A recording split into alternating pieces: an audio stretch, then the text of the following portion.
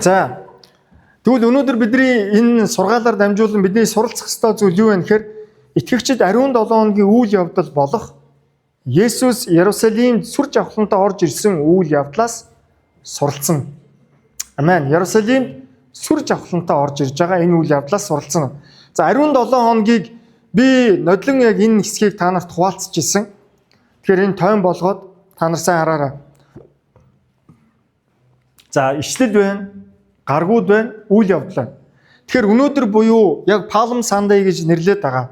За энийг одоо би бол нэлээ махчлаад ингэж хэлчихье. Одоо мөчөрт нэм гараг гэх үү. Найлзуурт модны нэм гараг гэх үү. Тэ. За ямар ч нэг юм нэм гарагт энэ өнөөдөр одоо нэм гарагт эзэн Есүс Иерусалимд яасан гэж байна? Сүр жавхлантаа орж ирэв. За энэ талаарх үйл явдлууд Библийн аль хэсэг номон дээр байна? Матай, Марк, Лук, Иохны энэ одоо дөрвөн номон дээр дөрвөлн дээр нь одоо энэ хэсгүүд байж гэн гэсэн. За даваа гарагт юу болсон гэж байна? За бүгдээрээ харж байна уу? Даваа гарагт юу болж байна гэж байна? Сүмийг цэвэрлсэн буюу инжирийн модыг хараасан үйл явдал болсон байна. Мегмар гарагт юу болсон байна? Итгэл ба айдастай холбоотой зүйл, сургаал зүйрлэл ба мэтгэлзээ, чидүү уулан дээр хүүрнэл, Битанид Есүсийг тосолсон үйл явдал болсон байна. За тэрнтэй холбоотой одоо ишлэлүүд нь Матай, Марк гэдэг энэ номнууд дээр байж байгаа. За Пүрэв гарагт юу болсон байна? Сүүлчийн зоог болсон тий. Алгасал баяр болоод алгасал баяр дээр эзэн сүүлчийн зоогийг барьсан. За ингээд Баасан гараг буюу за энэ үн дээр болохоор сайн Баасан гараг гэж Монгол дээр нэрлэдэг байгаа бас тогтцсон нэршил энд юусоо байхгүй. Элт Баасан гараг гэж нэрлэж ийн өөр Ивэлт Баасан гараг гэж нэрлэдэг байгаа. За англи дээр бол Good Friday гэж нэрлэдэг байна тийм. Энэ сайн Баасан гараг гэж нэрлэдэг. За яг энэ Баасан гарагт юу болсон бэ гэвэл Есүс Гетсеманд аваачигдсан байна. Очиж одоо Гетсеманд залбирсан. Есүс Евдийн шүүхийн өмнө одоо аваачигдсан. Есүс Ромын шүүхийн өмнө аваачигдсан. За түүний дараагаар цовдлол ба оршуулга болсон. За та нар энэ хэсгийг ингээ сайн тогтоогоод авчих хэрэгтэй. Маш олон хүмүүс итгэл үнэмшлийнхээ за би одоо удахгүй ярих зүйлд энэ гарч ирнэ. Одоо бидний гол хийх зүйл юу вэ гэвэл өнөөдөр бид нар эзний зоогийг барина. Энэ ариун 7 хоногт болсон Пүрэв гарагт болсон энэ эзний зоог. За эзний зоогийг барихдаа би та нарт одоо олон удаа юу яаж исэн? Зааж исэн. Эзний зоогийг барихад олон удаа би та нарт одоо зааж исэн. Энэ бол алгасал баярын үйл явдалтай холбоотой зүйл юм аа. Их эзэн Есүс Христ тэгээ алгасал баярыг одоо тэмдэглэж байгаа. За тэгэхээр Марк номны бүгдээрээ харцгаая 14-р бүлгийн за энэ Пүрэв гарагт болж байгаа үйл явдал ариун 7 хоногийн. За хамтдаа Библийг нэгээд Марк номны 14-р бүлгийг гаргаад харцгаая. За хамтдаа Марк номны 14-р бүлгийн 12-р ишлэлээс бүгдээрээ уншъя. За би эндээс дуудаж өгнө та нар сайн хараа яваарай. Эсгээгүү талхны баярын эхний өдөр алгаслын хураг нядлах үеэр шав нар нь танд зориулан алгасал баярын зоогийг хаана бэлдүүлэхийг та хүсэж байна вэ гэв. Есүс шав нараас 2 хүнийг явуулж тэдэнд хотод ор Баартаа ус авч яваа хүн та нартаа таарлдана. Түүнийг даг тэр хаашаа орно тэр гэрийн эзэнд багш шав нартаагаа алгасал баярын зоог барих зочны өрөө маань хаана байна гэж хэлүүлж байна гэрээ. Тэр та нарт дээд давхрын тавилгатай бэлэн том өрөөг үзүүлнэ. Тэнд бидэнд зоог бэлд гэж хэлв. Шав нар явж хотод очоод түүний айлцнаар бүхнийг олж алгасал баярын зоогийг бэлдэв. Орой болоход Есүс 12-ийнхоо хамт ирэв. Есүс тэд хамт ирэв. Тэд тухлан суугаад хооллож байх үед Есүс үнээр би та нарт хэлье. Надтай хамт хооллож буй та нарын нэг чинь надаас урна гэлээ. Тэд зовсгийн нэг нэгээрээ би биш бидтэй гэцгээв. Есүс тэдэнд 12-ын нэг тавганд талхаа надтай цуг дүрж байгаа нэгэн мөн. Хүний хүү өөрийнх нь тухай бичигдсэнчлэн явна. Харин хүний хүүг бариулах тэр хүн золгүй ээ. Тэр хүн төрөөгүй байсан бол дээр байхсан гэлээ гэж хэлсэн. За ингээд цаашаа 22 дугаар ишлэл. Тэднийг зооглох зуур. Есүс талх аваад ерөөсний дараа хуваан шав нартаа өгөөд "Маа, энэ миний бие гэв. Тэр аяг авч талархал өргөө тэдэнд өгөхөд бүгд түүнээс уула. Есүс тэдэнд энэ нь олонний төлөө урсах гэрээний минь цус. Үнээр би та нарт хэлье. Би усан үзмийн дарсыг Бурхны хаанчлал шинээр уух өдрийг хүртэл дахин уухгүй гэвэ. Магтууд уулсныхаа дараа тэд чадун уулууд явцгааваа гэсэн. За их эзэн Есүс загалмаа цовлогдохын энэ бол яг өмнөх өдөр гэсэн үг. Хажуудлынхаа хүнд хэлээрэ загалмаа цовлогдохын өмнөх өдөр гэж. Тэгэхээр энэ эзний зоог гэж хэлээд байгаа. Өнөөдөр чуулгануудын, христийн чуулгануудын барьдаг энэ бид нэр ариун зоогч гэж ярьдаг. Энэ ариун зоог буюу эзний зоог энэ одоо зүйл маань хизээнээс анх бий болов гэдэг одоо тэр зүйлийг бид нар бас Библиэс харах хэрэгтэй болж байгаа. Эзний зоог хизээнээс бий болов. Тэгэхээр Библи дээрээс бид нар яг эзний зоогийн талаар нарийн утга учирыг нь харах юм бол анхнаасаа энэ бол алгасал баяртай холбоотой зүйл байсан. За хажуудлынхаанаас дахиад хэлчих алгасал баяртай холбоотой гэж. Алгасал баяр гэдгийг бид нар маш сайн одоо ойлгох хэрэгтэй. За алгасал баяр бол Израильчуудын хувьд Бурхан тэднийг Египтийн боолчлоос чөлөөлөх үед одоо хураг нэдлаад хурганы цусыг тотгон дээрээ одоо түрхэж. Тэгээд тотгон дээр түрхсэн айл болгон дээр Израильчууд 10 дахь гамшиг одоо Египтийг нөмрөх үед Египтийн ууган болгоныг одоо үхлийн сүнс буюу үхлийн одоо тэр аюул нөмрөх үед харин Израилийн хурганы тотгон дээрээ хурганы цусыг түрхсэн айл болгон дээр үхлийн тэр аюул алгассан үйл явдалтай холбоотой. Үүнийг алгасал гэж хэлж байна. За ингээд Израильчууд гараад тэр сарынхаа 14-нөөс эхэлж одоо алгасал баярыг бид нар тэмдэглэдэг болсон. За энэ алгасал баярыг уламжлалын дагуу Есүс еврей хүн байсан учраас уламжлалын дагуу энэ алгасал баяраа одоо тэмдэглэх гэж байна. За ингээд бид нар алгасал баярын одоо алгасал баярын зоогийг одоо бэлдсэн байна. За ингээд зоогийг бэлдэж дууссаны зоог бэлдээд алгасал баярыг орой болоход Есүс 12-ийнхаа хамт ирэв. Тэд тухлан суугаад хооллож байх үед гээд үнээр би та нарт гээд өөрийнхөө үнд үйл явдалтай холбоотой нэг үйл явдлыг одоо хэлсэн байна. Надаас хэн урах вэ? Тэр урах үйл явдлын дараагаар Есүсийн хийсэн зүйл нь юу вэ гэвэл тэр алгасал баярын зоогийн дараагаар шүү. Сайн анзаараа энэ үйл явдлаа харуул. Зоогийн дараагаар эзэн Есүс маа энэ миний бие гэв. Тэднийг зооглох зуур Есүс талх аваад ерөөсний дараа нөгөө талхаа хуваагаад дагалдагч нартай гэсэн. Энэ бол миний бие. За үүний дараагаар тэр аяг авч талархад өргөөд тэдэнд өгөхөд бүгд түүнээс уула. Есүс тэдэнд энэ олонний төлөө урсах гэрээний минь цус юм аа гэж одоо энэ зүйлийг хийсэн.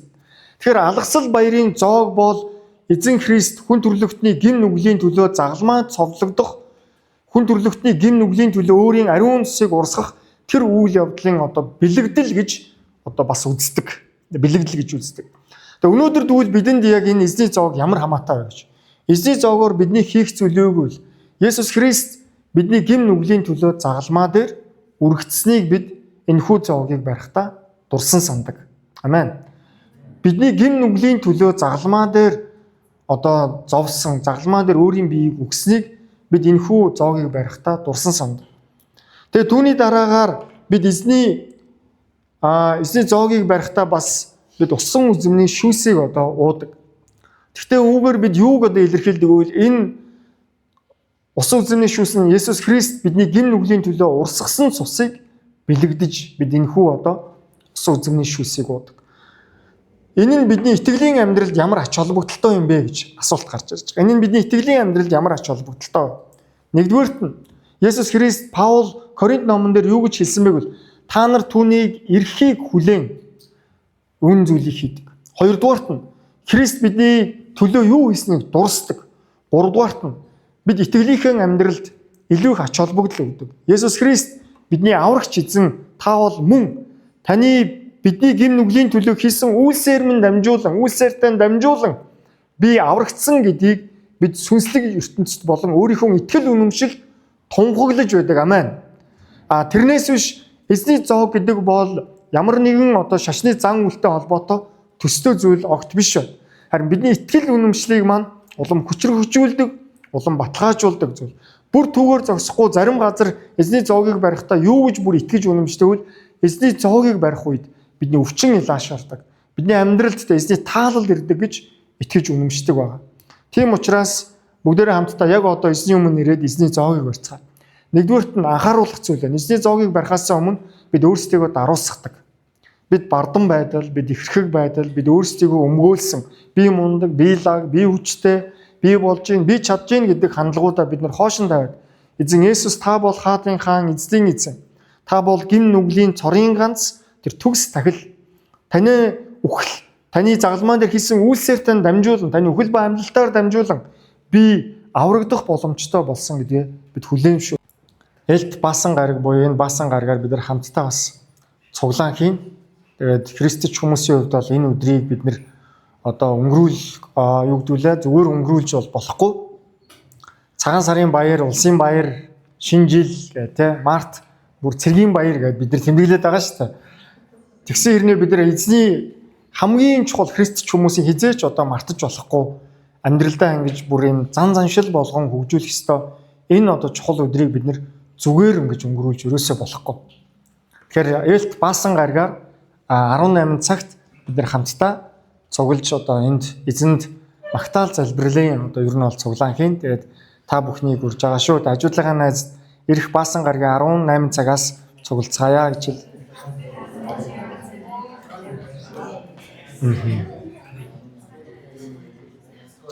За өнөөдөр би та нартайгаа хуваалцах зүйл юу вэ гэхээр энэ Palm Sunday яагаад Palm Sunday гэж нэрлсэн бэ гэдэг энэ үйл явдал та. Есүс яг Библиэлд энэ үйл явдлыг юу гэж нэрлэж байна гэхээр Иерусалимд одоо сүр жавхлантай эзэн орж ирж байгаа энэ үйл явдлыг хэлсэн байна. Иерусалимд сүр жавхлантай орж ирж байгаа. Хамтдаа энэ ишлэгийг бөөнөр уншиж төхөө 1:23. Тэд Иерусалимд чадуун өвлийн ойролцоо Битваг болон Битаанд ойртон иржээ. Есүс шавнараас хоёрыг илгээж тэдэнд эсрэг талд чинь байгаа тосгонд оч.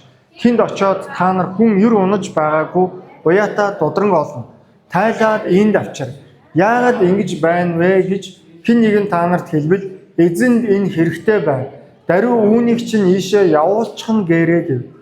Тэд явж гудамжинд үүдэнд уяатаа дудран болов.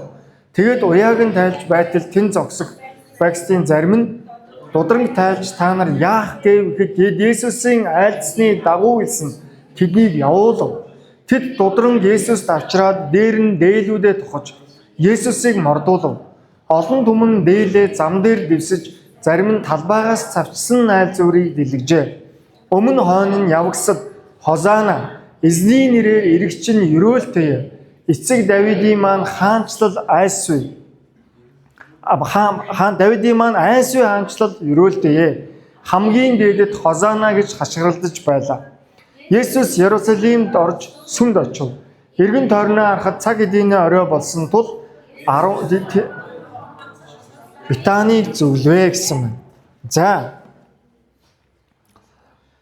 Эзэн Есүс Библиэлд гарч байгаа энэ үйл явдал нэм гарагт болж байгаа. Яг энэ одоо өнөөдөр нэм гараг. Еврейчүүдийн хувьд 7 хоногийн эхний өдрийг нэм гараг гэж нэрлэдэг.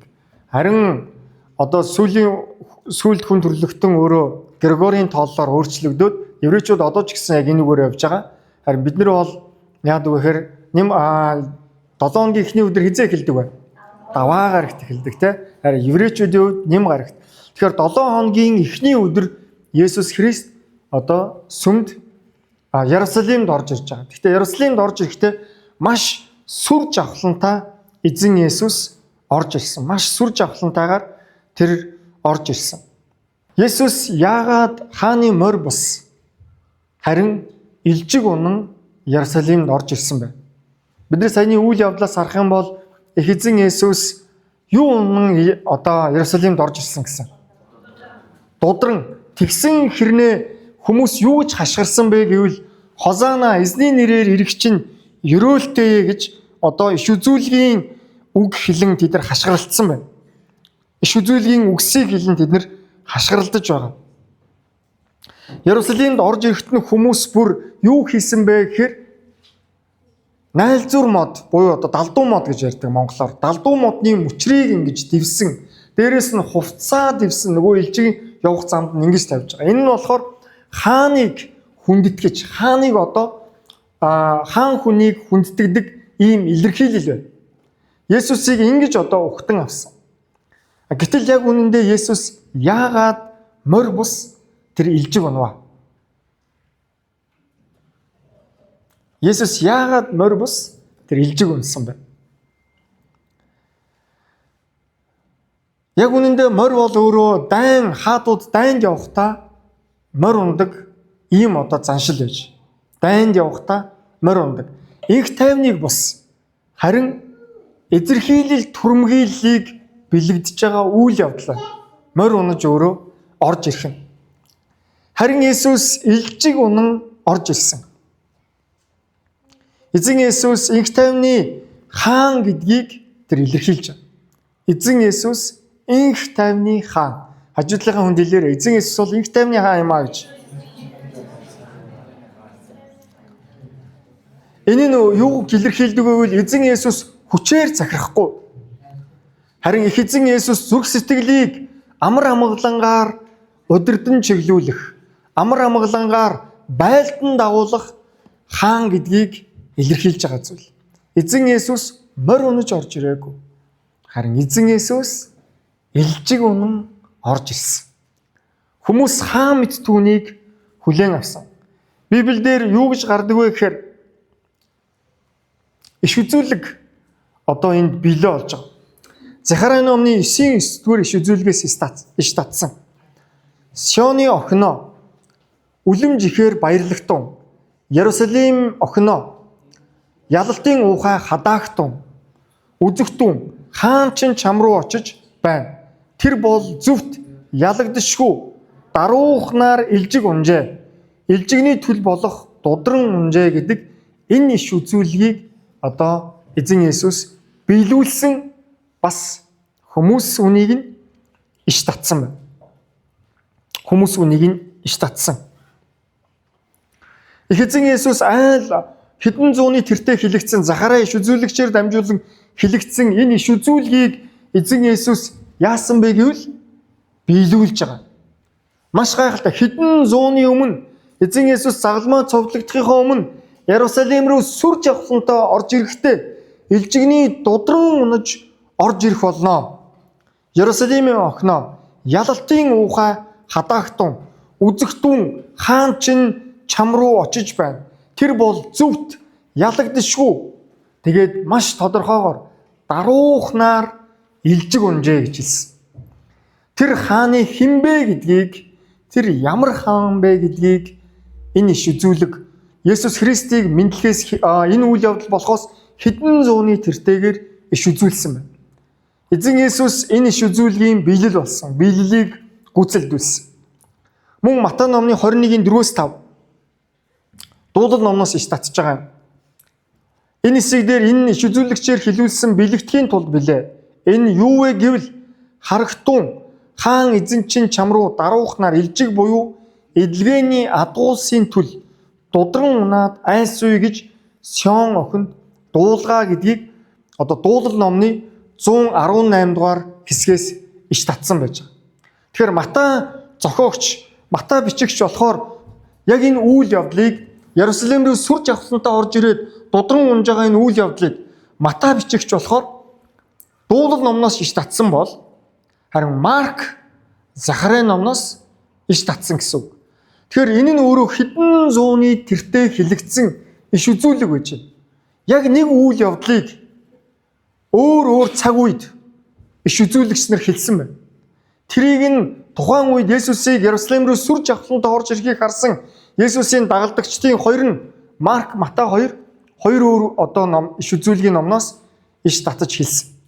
Тэгэхээр энэ үйл явдал өөрөө ямар онцгой, ямар нарийн одоо бүр тохируулсан юм шиг ийм үйл явдал болохыг бид энэ түүхээс харж болж байна гэсэн. Маш нарийн одоо тохиргоотой ийм үйл явдал. Гайхамшигтай. Та нар төсөөлөөрөө ийм хэдэн зууны тэртээ хэлэгдсэн энэ иш үзүүлэг Есүс Христ 7 хоногийн зүгээр нэг энгийн Ярусалим руу илжигний дудран унаад орж ирээд хүмүүс түүнд нь баясаад хозооно гэд далдуу модны мөчөр тавиад хувцаа дэлгэж байгаа ганцхан энэ үйл явдлаар хэмжигдэх. Харин энэ үйл явдал нь өөрөө хэдэн зууны тэртээ өөр иш үзүүлэгчдээр хилэгдсэн энэ зүйл батлагдсан нотлогдож байна гэсэн үг. Биелээ олж байна. Энэ бол юр бусын ёстой юр бусын үйл явдал. Би та нарт маш энгийн жишээ асууя л да. За манайханд гэрлээ ихэнх нь гэрлээгүй хүмүүс байгаа тий. За манай гэрлсэн хүмүүс энийг сайн ойлгоно. За чамд ийм үг хэллээ гэж бодъё. Чи 2027 оны 8 сарын 21-нд 12 цаг 00 гэхэд охин хүүхэдтэй олно. Охин хүү чинь 320 г жинтэй байх болно. Тэгээ чи тэр хүүхэдтэй ийм нэр өгнө. Тэгээд тэр хүүхэд чинь ирээдүйд яг ийм мэрэгжил боловсралтай нэгэн болно гэдгийг ийм тодорхой иш үзүүлсэн.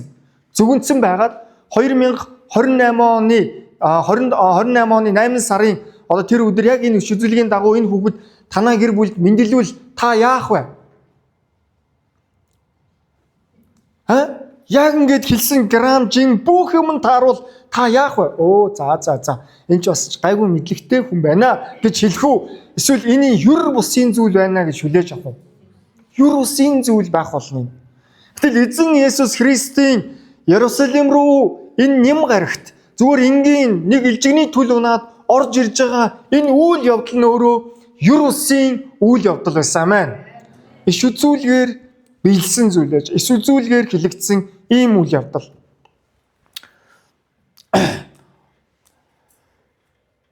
Даруй төлөв гэдгийг ингэж хэлсэн байна. Праоси гэж. Даруй төлөв, даруухан, ийдэг, зөөлөн, даруухан гэсэн утгыг илэрхийлж байгаа. Гэтэл яг үнэндээ Христ тухайн үеийн хүмүүсийн хүлээж байсан хүн нь хинбэ гэвэл зелотууд ямар хүнийг хүлээж байсан байвал хүч хэрэглэх дайчин Месаяг хааж байсан. За хуучин гэрээний тойм үтсэн хүмүүс Библийн сургуулийн оюутнууд гараа өргөдөө. Зелотчуудыг бол мэддэг болсон биз дээ тий. Зелотчууд гэж Христийн үед амьдарч исэн еврейчүүдийн дунд байдаг нэг бүлэг байж байгаа. Нэг бүлэг хүмүүс. За энэ зелотчууд бол ерөөсөө улс төрийн хувьд бол Месая аврагч ирж Ромын боолчлоос биднийг цэрэг зэвсгийн хүчээр чөлөөлнө гэж итгэж үнэмшдэг ийм хүмүүс байсан. Тэгвэл эзэн Есүс зэвсэгт хүчнээс илүү агуу хүч бол даруй, мэрэгэн ухаан, гүн гүнзгий хайрын хүчийг харуулсан. Даруй байдал бол сурдал, дорой байдал биш. Харин төгс хяналтанд байдаг тэр хүч чадал. Түүний дараагаар хүмүүс юу гэж хэлж ийсэн гэхээр Хозана, Хозана хэмээн тэд нар хашгиралдж байна. Хозана эцэг Давидын маань айсгүй хаанчлал өрөөлтэй хамгийн дээдэд Хозана гэж тэд хашгиралдж байсан байна. Өмнө хойно явж буй бүхэн буй хурсан олон Давидын хүүд Хозана эзний нэрээр ирэх чинь өрөөлтэй хамгийн дээдэд Хозана гэж хашгиралдаж байлаа. Хозана гэдэг нь биднийг авраач гэх үг боловч магтаал хүндэтгэлийн уухай болон хэрэглэгддэг болсон байна. Хозана гэдэг нь ямар утгатай гэж байна? Биднийг авраач гэсэн утгатай. Ард түмэн Есүсийг Месая аврагч, Давидын хаанчлалын залгамжлагч гэж хүлээн зөвшөөрч байсан. Гэхдээ энэ дээр ингэж хашгирахтаа ард түмний хувьд олонх нь Есүсийг даруй нэгэн зүрх сэтгэлийг даруугаар байлдан дагуулах хаан гэдгийг хүлээн зөвшөөрөөгүй. Харин тэр олон юу гэж Хозана гэж хашгирч ирсэн байвал Ромын боолчлоос Израилийг цэрэг зэвсгийн хүчээр чөлөөлөх тэр хаан гэж хашгирч ирсэн. Энэ хоёр өөр зүйл байна. Эзэн Есүс бол хүн төрлөختний гмийн төлөө загалмай цовдлогдохоор ирж байгаа хаан. Төсөөлөөрөө. Есүс бидний хүн төрлөختний тухайн үеийн хүмүүсийн төлөө гин нүглийнхэн төлөө үхлийг алж дахин амьлж хаар загалмаа цовлогдож байгаа тэр хаан. Харин энэ үеийн хүмүүс Хозана гэж хашгирахтаа эзэн Есүс бол өөрсдийг нь улс төрийн боолчлоос чөлөөлөх хаан хэмээн хүлээж исэн байна. Хүлээж исэн. Үүний дараагаар эзэн Есүс дээр хүмүүс Иерусалим руу сүр жавхлантаа орж ирэх үүдэн дээл мөчрийг дэвсэж байна. Тэд илжгийг дудрантай навчраад дээр нь дээлүүдээ тохож Есүсийг мордуулав. Үе олон хүн дээлээ зам дээр дэвсэж, зарим нь модноос мөчөр огтлон зам дээр дэлгэж байлаа гэж. Хааныг ухтах хүндэтгэлийн үйлдэл ард түмэн Есүсийг хаан гэж хүлээн авч байгааг харуулж байгаа. Гэхдээ хүмүүсийн энэ дээлээ дэвсэн далдуу модны мөчрийг огтлон түүний явах замд нь дэвсэж байгаа. Хозаана, хозаана гэж хашгиралдаж байгаа нь өөрөө төрхөн зүрийн үйл явдал байсныг бид нэр тун удалгүй харах болно. Энэ хэдхэн өдрийн дараа энэ үйл явдлаас нэм гарагт эзэн Есүсийг хозаана гэж хаамд хүндэлж исэн хүмүүс харин баасан гарагт нь юу болсныг Библи бидэнд харуулдаг. Түүнийг цовдол хэмээн хашгиралдаж байна. Энэ бол хүмүүний зүрхний хандлага. Энэ бол хүмүүний өөрийнх нь зүрхний ерөнхий байр байдал. Хүн ямар вэ гэдгийг илтгэж байгаа тэр үйл явдал. Түүний дараагаар эзэн Есүсийг энэ хинбэ гэдэг асуулт гарч ирж байгаа Библиэлд. Энэ хинбэ? Түүнийг Иерусалимд ороход хотынхон бүгд үүмэлдэж Батан номны 21:10 дээр энэ хэсэг гардаг. Түүнийг Иерусалимд ороход хотынхон бүгд үүмэлдэж энэ хэн билээ гэцгээв. Эзэн Есүсийг одоо хэн бэ гэж байна. Зарим нь хүмүүс юугаа мэдэхгүйгээр яаж исэн байна? Дээлээ дэвссэн байна. Далдуу модны мөчөр тавьсан байна. Хозаана, хозаана гэж хашгирсан байна. Авраач, авраач. Ер нь цаад санаа нь бол биднийг Ромын улс төрийн энэ боолчлоос чөлөөлөөч хэмээн л хашгирч ирсэн гэсэн үг. Харин зарим нь энэ дунд эн чинь хэн билээ гэж хашгирч байна. Гайхаж чинь бие биенээсээ асууж байна. Энэ хэн бэ гэж. Хотынхан бие биенээс энэ хэн бэ гэж асуусан. Энэ дээр хоёр төрлийн хариулт гарч ирж байгаа. Зарим нь Есүсийг юу гэж хэлсэн бэ гэвэл зарим нь Есүсийг иш үзүүлэгч гэсэн. Харин зарим нь хаан гэж хариулсан байна. Хаан. Гэхдээ иш үзүүлэгч тэр, хаанч тэр ингэж хариулахдаа энэ хүмүүс өөрсдийг нь дахиад санаараа эдний үндсэн зорилго нь бол өөрсдийг нь Ромын боолчлоос чөлөөлөх хаан л гэж хүлээж авч байгаа. Тэрнээс биш өөрийнх нь гин нүглийн төлөө загалмай цовлогдож нас бараад үхлээс дахин амьлах нэгэн гэж тэд огт бодоогүй. Энэ асуулт өнөөдөр ч хэвээрээ. Энэ хэн бэ? Хүмүүс өнөөдөр ч Есүсийг хэн бэ гэж асуудаг. Үнэхээр зарим нь яг харийн шашинтан, гадны шашин, дараа янз бүрийн зүйл хилдэгч. Яг үнэндээ дотроо тэдний асуудаг асуулт нь юу вэ гэвэл Есүс гэж яг хэн бэ? Есүс гэж яг хэн бэ гэдгийг хүмүүс асуудаг. Бүгдээрээ энэ үйл явдлаас доорх дөрвөн үннийг хамтдаа сурцгаая. Нэгдүгээрт нь Есүс бол амлагдсан хаан. Хүмүүс улс төрийн аврагчийг хүлээсэн. Ромоос чөлөөлөхийг Израильчууд хүссэн. Харин Есүсийн хийсэн зүйл юу гэвэл хүн төрлөختнийг нүглийн буулганаас чөлөөлж аврахаар ирсэн тэр хаан юм амин. Есүс бол гин нүглийн хүн төрлөختнийг гин нүглийн буулганаас чөлөөлөх хаан юм а. Хажуу талынхаас хэлээр Есүс таны гмийн болцлоос чөлөөлөхөөр ирсэн хаан гэж. Тэгэхээр хозооноо гэж хашгирч байгаа. Тэг яг энэ хүмүүсийн энэ хоёр зүйл хоорондоо зөрж байгааг та нар маш их анзаараарай хүмүүсийн хүлээлт. Бид Есүсийг өөрсдийн хүснээр биш, харин түүний тэр хинбэ гэдгээр нь хүлээн авах ёстой. Олонхтой бид өөрсдийнхөө оюун бодлын хайрцгаар Есүсийг харах гэж оролддог. Есүс яг хэн бэ таны хувьд? Өнөөдөр би танаас асууя. Есүс таны хувьд хэн бэ? Есүс таны хаан мөн үү? Хэрвээ Есүс таны хаан мөн гэж байгаа бол маш энгийн асуултыг би танаас асууя. Та амьдралынхаа шийдвэрийг хинээр гаргуулдаг вэ? Амьдралынхаа хамгийн чухал шийдвэрийг та хинээр гаргуулдаг вэ? За одоо яг энэн дээр ирэхээр хүмүүс доошоо харж хэлдэг. Чимээгүй болдог. Яг гэвэл яг ийм чухал үедээ хүмүүс Есүст амьдралынхаа тэр жолоог атгуулахыг хүсдэг. Амьдралынхаа жолоог өөрөө атгахыг хүсдэг. Есүс таны хувьд хэн бэ? Есүс таны амьдралын чинь жолоог атгах тэр нэгэн мөн үү? Хоёрдугаарт нь энэний цаашаа харъя. Доктор D.A. Carson гэдэг Expositor Bible Commentary гэдэг Матай одоо Библийн тайлбар тоолыг бичсэн. Матай номны Библийн тайлбар тоолыг бичсэн энэ доктор ингэж хэлсэн байна.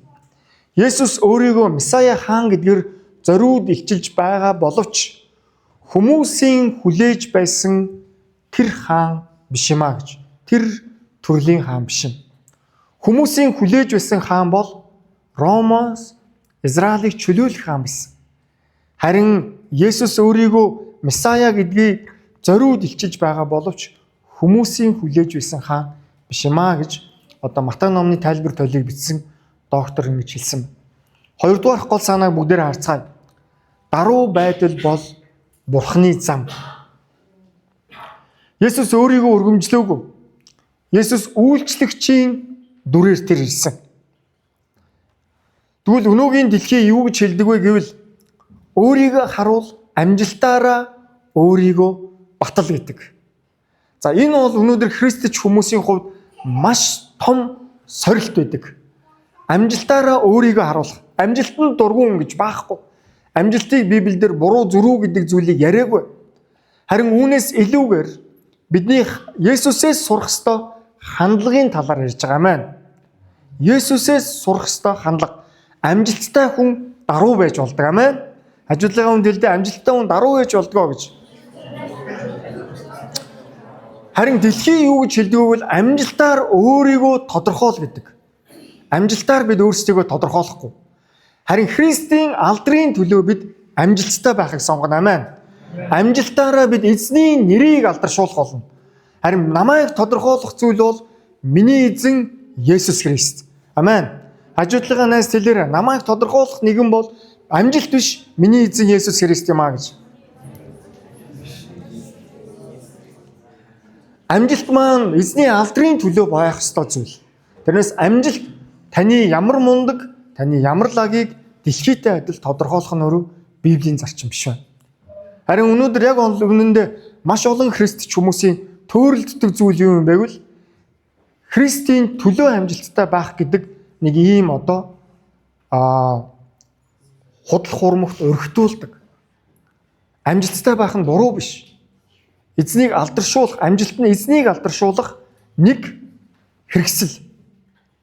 Тэрнээс таны хинбэ гэдгийг тодорхойлох зүйл биш гэдгийг Библи бидэнд хэлдэг. Харин миний хинбэ гэдэг мөн чанар маань Есүс Христэд итгэл үнэмшилтэй маань салшгүй холбоотой. Гэвч Христ өөрийгөө даруусах, бусдад үйлчил гэдгийг хэлдэг.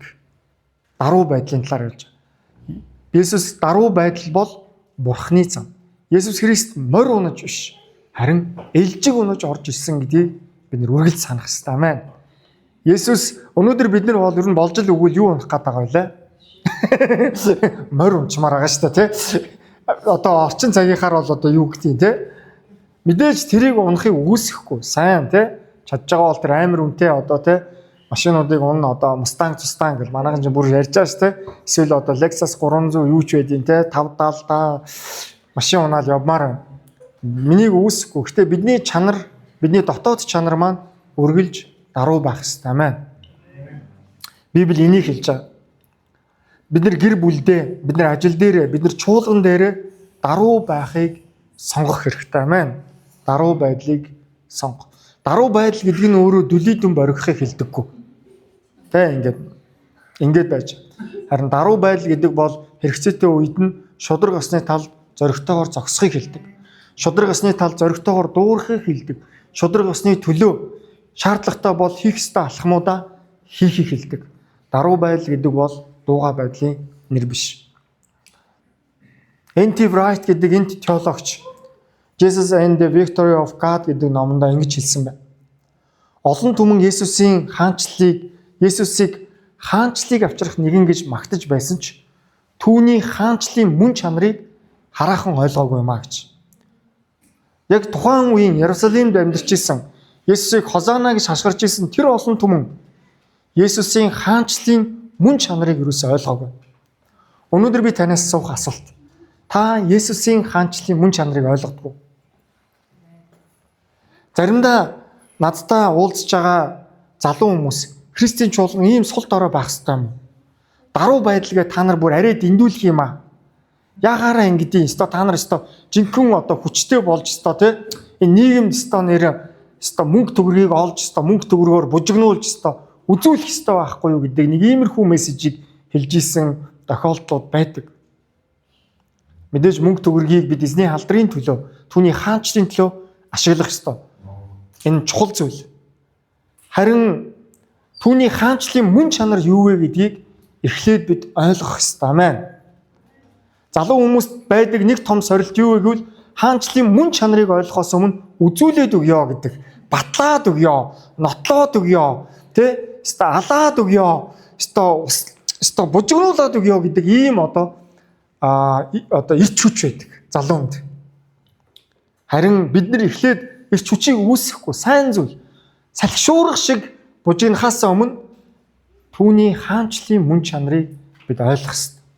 Түүний хаанчлалын мөн чанар бол даруй байдалд төвлөрдөг. Амен. Хажуудлынхаа найзлал түүний хаанчлалын мөн чанар бол даруй байдал юм аа гэж. Даруй байдал. Даруй байдал.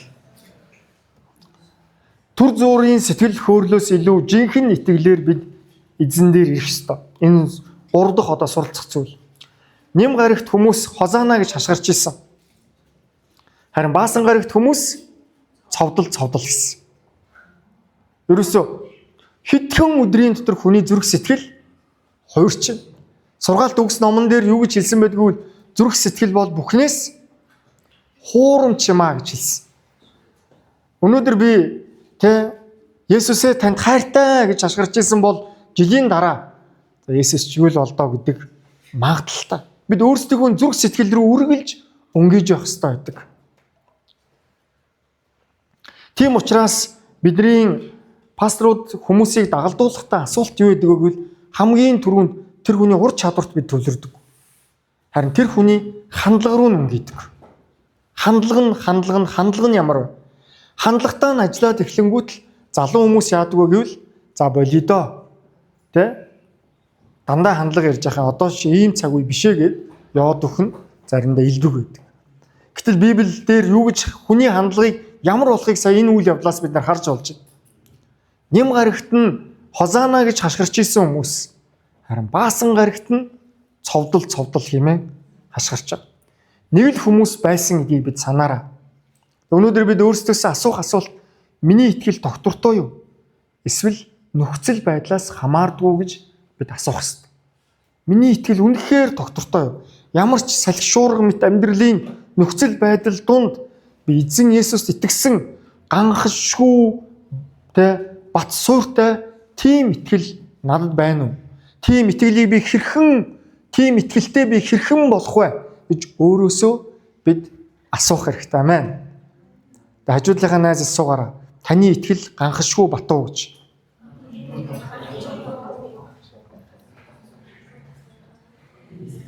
The Gospel of Матай номыг бичсэн одоо Матайн сайн мэдээ гэдэг энэ номыг бичсэн энэ теологч ингэж хэлсэн байна. R.T. France гэдэг хүн олон түмний урам зориг бодит байсан ч өнгөц бөгөөд богино настай байваа гэж. Хозаана гэж хашгирч ирсэн олон түмний урам зориг нь бодиттой байсан. Гэхдээ өнгөц бөгөөд богинохон настай байсан. Бидний итгэл үнэмшил өнгөц бөгөөд богинохон настай байж болохгүй. Амен. Бидний итгэл үнэмшил. Би нэг зүйлийг дурддаг. Өнөөдөр ч гэсэн би дахиад меншинд сумын гэр бүлийнхээ намаагуучлаараа энийг байнга меншиндж хахад энэ ямар үг вэ гэвэл Христч гэр бүлд өсөж байгаа хоёр дахь үеийнхний талаар ярьж байгаа. Христч гэр бүлд өсөж байгаа хоёр дахь үеийнхэн. Энэ нь юу вэ гэхээр заримдаа таны итгэл үнэмшил өнгөцгөн байх магадaltaй гэдгийг анзаарах ёстой. Маш олонтой хүмүүс өөрийнхөө итгэл үнэмшлийг зүгээр миний эцэг эхийн, миний гэр бүлийнхний итгэл үнэмшил хүүхэд байгаасаа би даган дуурайж өссөн гэдэг ийм л хандлагатай байдаг. Харин яг үнэндээ та зүрх сэтгэлийн хувьд үнэн голоосоо Есүс Христтэй учирсан уу гэдгийг Өөрөөсөө хаяадаа нэг асууж байгаарай. Миний зүрх сэтгэл эзэн минь ээ ямар байна? Би үнэн голоосоо танд итгэж байна уу? Эсвэл би өөр ашиг сонирхлоор энэ чуулганд явж байна уу гэж өөрөөсөө бид асууж сурах хэрэгтэй. Таны итгэл үнэмшил ямар вэ? Төгсгөлд нь таны хувьд Есүс хэн бэ? Таны хувьд Есүс хэн бэ? Зарим нь иш үзүүлэгч гэсэн бол харин үнэн бол юу гэвэл Есүс Христ бол хаан. Өөр Библийн өөр нэг хэсэгт юу гэж тэр бол амар тайвны хан хүү гэж хэлсэн. Инхийн жонон мөнхийн эзэн гэж Есүс Христийг тодорхойлсон байна. Есүс таны хувьд хэн бэ? Тэр таны амьдралыг чинь удирдан чиглүүлэх эрх мэдэлтэй хаан мөн үү? За залуу хүмүүс тохиолддог нэг одоо уруу татлаг гэхүү сорилт гэхүү нэг зүйл байна. Найз залуу, найз бүсгүй. Заримдаа христч хүмүүсийн хувьд бид нар аль болохоор христч хүнтэйгээ гэр бүл болохыг зөвлөдөг. Гэтэл заримдаа бидний нүд гэдэг айхтар юм болохоор хаа хамаагүй хүнд очиод дурлана. Зүрх сэтгэлээ бид нэр жолоог алдна. Зүрх сэтгэлийнхэн жолоог. Нөгөө залуу нөгөө бүсгүй нь Есүст итгэдэггүй хүн байх тохиолдолд юу болох вэ? Түүнтэйгээ гэрлээ тэр хүн итгэлийн амьдралаасаа холдон оддог. Тэр хүн эзнийг сонсоогүй.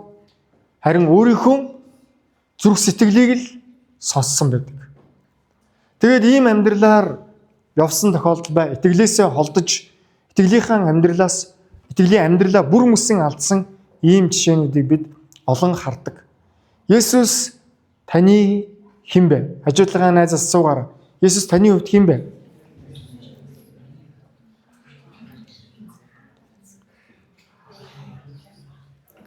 Леон Моррис гэдэг хүн ингэж хэлсэн байна.